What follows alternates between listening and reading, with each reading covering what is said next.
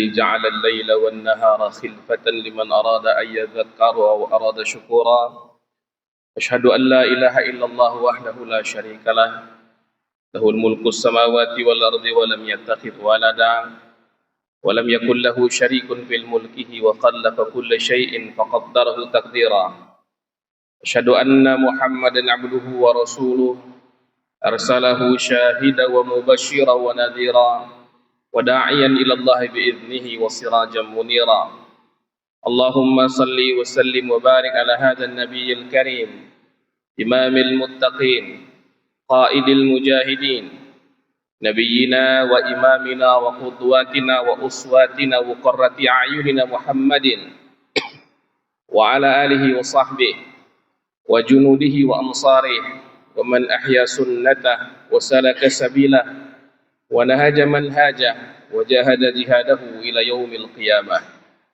أيها الحاضرون أوصيكم ونفسي بتقوى الله وقد فاز المتقون قال تعالى يا أيها الذين آمنوا اتقوا الله حق تقاته ولا تموتن إلا وأنتم مسلمون وقال يا أيها الذين آمنوا اتقوا الله وقولوا قولا سديدا يصلح لكم أعمالكم ويغفر لكم ذنوبكم ومن يطع الله ورسوله فقد فاز فوزا عظيما.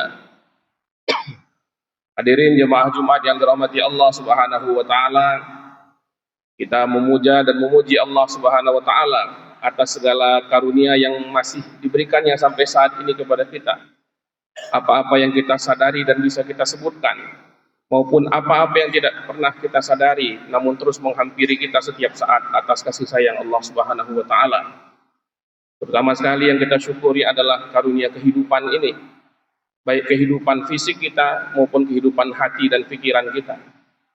Yang kehidupan itulah yang telah mengantarkan kita untuk sampai ke masjid yang mulia di hari yang mulia dan di bulan yang mulia ini. Kita sedang berada di bulan haram, bulan Muharram tepatnya, bulan yang disepakati oleh umat Islam sebagai pangkal dari tahun baru Hijriah. Mudah-mudahan semangat tahun baru Hijriah ini membuat kita semakin sadar akan hakikat kehidupan kita, bahwa hidup yang kita jalani ini memang ada batasannya, ada meterannya, namanya waktu, yang setiap hari jatah kita dalam hal waktu ini semakin sedikit, dan setiap hari kita berhajat untuk terus-menerus bisa semakin dekat dengan Allah Subhanahu wa taala, sampailah kita nanti pada penghujung waktu kita mudah-mudahan dalam keadaan yang baik seperti telah dipesankan oleh Allah taala, wala tamutunna illa wa antum muslimun. Janganlah engkau wafat kecuali engkau dalam keadaan berserah diri kepada Allah Subhanahu wa taala. Untuk itu marilah kita sama-sama mendekat kepada Allah Subhanahu wa taala dengan jalan yang telah ditempuh oleh nabinya, yang telah diajarkannya kepada kita, yang telah diwariskannya kepada kita lewat sunnah-sunnahnya. Karena tidak mungkin kita mendekat kepada Allah taala kalau tidak melalui jalur yang sudah ditentukan oleh kekasihnya Rasulullah Muhammad SAW. Mudah-mudahan kita semua senantiasa mencintai nabi kita dan mencintai segala sunnahnya, dan kemudian nanti mudah-mudahan cinta kita berbalas di hari akhir sana berupa syafaat dari beliau yang mulia. Hadirin yang dirahmati Allah taala, hidup manusia sudah berjalan panjang sekali. Kita tidak tahu kapan pangkal peradaban manusia yang pasti, tapi tentunya sudah beribu-ribu tahun. Kita menghitung tahun Hijriah saja sudah 1447 tahun. Kita menghitung tahun Masihiyah misalnya sudah 2025 tahun. Kalau kita hitung jauh lagi ke belakang, tentu kita tidak tahu angka pasti, tapi tentu sudah jauh lebih panjang dari itu. Moda kehidupan manusia pun sudah berganti. Dulu tidak ada kendaraan seperti sekarang. Bahkan tidak usah terlalu jauh. Mungkin 50 tahun yang lalu sudah masih susah orang untuk mencapai satu daerah dengan cepat. Sekarang teknologi mengantarkan kita kepada dunia yang super cepat dan sangat terhubung. Kita bisa sampai di belahan dunia lain dalam hitungan hari. Yang jauh sekali kita bisa tempuh dalam hitungan jam. Kita saling terinterkoneksi satu dengan yang lain. Dulu orang cemas kalau ada sanak keluarganya pergi Entah bagaimana nasibnya di sana, yang diandalkan hanya surat. Tapi sekarang begitu orang pergi, tidak lama kemudian dia sudah berkabar, bahkan masih bisa kita lihat mukanya, lihat video call dan lainnya. Dan semua itu merata. Dunia jadi semakin sempit. Lalu orang merasa bahwa kehidupan kita ini sangat maju. Sebagian orang mulai terlena, lalu dia katakan dunia yang maju ini sudah tidak relevan lagi kalau kita ikuti aturan lama. Sebagian lalu mengatakan bahwa aturan lama itu diantaranya adalah agama. Agama itu turun dulu zaman orang masih naik onta. Kenapa masih kita pakai juga pada zaman orang sudah menaiki kendaraan serba cepat seperti saat sekarang ini? Hadirin yang dirahmati Allah Subhanahu wa taala, klaim-klaim itu sebenarnya adalah satu kebodohan. Karena bagaimanapun canggihnya kehidupan manusia, yang berubah hanyalah cara dan alat-alat kehidupannya. Adapun apa yang dialami oleh manusia dalam dirinya, dalam hubungan dengan manusia lain, dan dalam masyarakatnya, hakikatnya itu-itu juga. Dulu orang berburu untuk mencari rezeki, untuk memenuhi kebutuhan hidupnya. Sekarang orang berdagang, orang bekerja di kantor, orang menjalani profesinya masing-masing. Tapi hakikatnya adalah untuk mempertahankan hidup juga. Sama. Orang dahulu mengumpulkan apa-apa yang dianggap berguna di zamannya. Pernah yang berguna itu berupa garam, pernah yang berupa itu yang dianggap berguna itu berupa rempah. Sekarang orang punya uang, punya lain-lain hal. Tapi hakikatnya itu hanyalah untuk menambah pundi-pundi kekayaan juga. Hanya untuk mencukupi kebutuhan hidup atau untuk mendapatkan sesuatu yang lebih dalam kehidupannya. Orang dahulu menikah, sekarang orang pun menikah. Karena memang orang punya rasa kesepian dalam hidupnya dan ada tuntutan untuk mendapatkan pasangan hidup. Orang dahulu mencari teman di dekat-dekat api unggun orang berkumpul. Sekarang orang berkumpul di media sosial. Sama saja hakikatnya manusia juga sedang butuh teman dan kesepian. Orang dulu berperang dengan pasukan-pasukan yang sederhana. Orang menggunakan kuda, unta, gajah dalam peperangan. Sekarang orang menggunakan tank, menggunakan jet tempur yang canggih, pakai drone orang terbang sekarang. Tapi hakikatnya perang juga adalah hanya perebutan wilayah dan perebutan kuasa. Sama.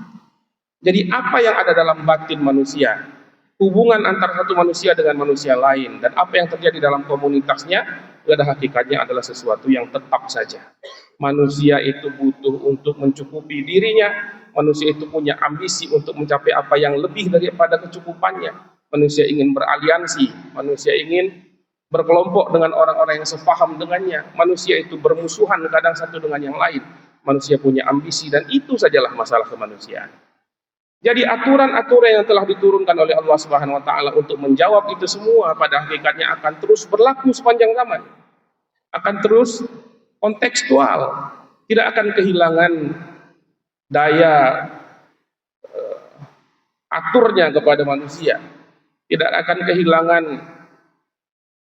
kebajikannya di tengah-tengah kemanusiaan. Tidak akan kehilangan kekuatannya untuk membuat manusia menjadi lebih bermakna dalam menjalani kehidupannya. Oleh sebab itu, jargon-jargon orang-orang yang benci kepada agama, yang mengatakan bahwa agama sudah tidak pas lagi untuk diterapkan sekarang, semuanya itu tertolak. Kenapa? Karena masalah manusia hakikatnya adalah sesuatu yang diulang-ulang meskipun zaman berubah dan teknologi kehidupannya sudah lebih maju daripada dahulu. Hadirin yang dirahmati Allah Subhanahu wa taala, di antara semua masalah yang ada dalam diri manusia dari dulu sampai sekarang itu dirumuskan sumbernya secara cerdas oleh Ibnu Qayyim al-Jauziyah. Beliau katakan bahwa tidak lain dan tidak bukan persoalan yang dihadapi oleh manusia itu datang dari dua sumber saja. Satu namanya syubhat, yang kedua namanya syahwat. Manusia akan mengalami masalah dalam kehidupannya, baik dalam diri dan dalam dirinya sendiri, pergulatan dia dengan hati nuraninya, baik antara hubungan dia dengan manusia lain, atau bagaimana dia berhubungan dengan komunitasnya. Karena dua penyakit ini, satu syubhat, yang kedua namanya syahwat. Syubhat adalah kerusakan dalam pengetahuan, rusak ilmunya, rusak pemahamannya, sehingga tidak tahu lagi mana yang benar, mana yang salah. Yang salah sudah dianggapnya benar, yang benar malah ditinggalkan karena dikiranya sebuah kesalahan. Maka hajat manusia dari dulu sampai sekarang dan sampai akhir zaman nanti sebenarnya adalah mengetahui mana yang benar. Mengetahui mana yang benar. Dan kebenaran itu sudah diajarkan oleh Allah Subhanahu wa taala lewat rasulnya. Al-haqqu min rabbik fala takunanna minal mumtarin. Kebenaran itu dari Tuhan, maka janganlah engkau menjadi orang yang ragu terhadap kebenaran itu. Dan kebenaran itu juga gampang untuk dikenali asal kita mengerti. Bisa dia dibedakan dari keburukan dan kesalahan. Wama za ba'dal haqqi illa dhalal, dan tidak ada selain kebenaran itu kecuali kesesatan. Hadirin yang dirahmati Allah Subhanahu wa taala, itulah juga hajat kita di zaman ini.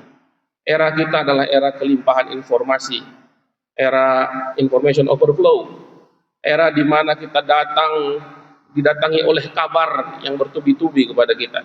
Kalau dahulu kita mencari informasi, sekarang kita yang diburu oleh informasi, baik yang kita perlukan juga yang tidak kita perlukan.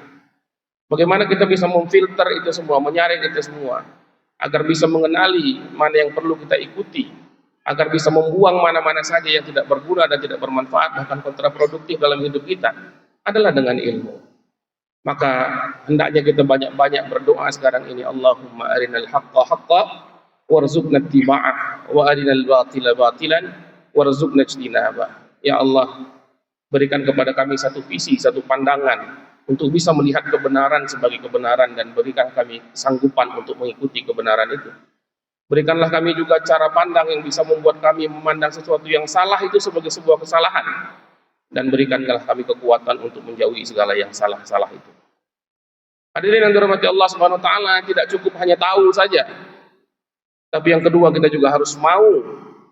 Dan kemauan ini adalah sesuatu yang dirusak oleh syaitan dan oleh diri kita sendiri juga, hawa nafsu kita, lewat sesuatu yang namanya syahwat. Syahwat itu adalah ketidakmampuan kita untuk mengendalikan diri dan mengikuti mana yang benar. Kalau syubhat adalah ketidakmampuan kita untuk mengetahui yang benar, syahwat ini berbeda. Kita sudah tahu mana yang benar, tapi tidak bisa juga kita ikuti. Kenapa? Karena batin kita meronta. Kita sudah tahu bahwa sesuatu itu salah, tapi kita terjang juga. Kenapa? Karena kita punya kelemahan dalam jiwa kita. Maka Rasul berkata, la yu'minu ahadukum hatta yakuna hawahu taba'an lima ji'tu bihi. Tidaklah sempurna iman seseorang di antara engkau sampai hawa nafsunya itu mampu mengikuti apa yang aku bawa bersama diriku ini, yakni syariatnya Allah Subhanahu wa taala. Mudah-mudahan kita bisa menyadari akan relevansi agama dengan hidup kita, bahwa agama tidak akan pernah pupus pengaruh baiknya dalam hidup, tidak akan pernah rusak, tidak akan pernah berkurang dayanya untuk menghantarkan kita kepada keselamatan dunia dan akhirat, dan bahwa kita butuh kepada kebenaran, kita butuh kepada kemauan untuk berbuat benar. Kita harus menjauhi yang mana-mana yang syubhat, dan kita harus mengendalikan sesuatu yang namanya syahwat dalam jiwa kita. Wa'tabiru ya ulil absar la'allakum turhamun.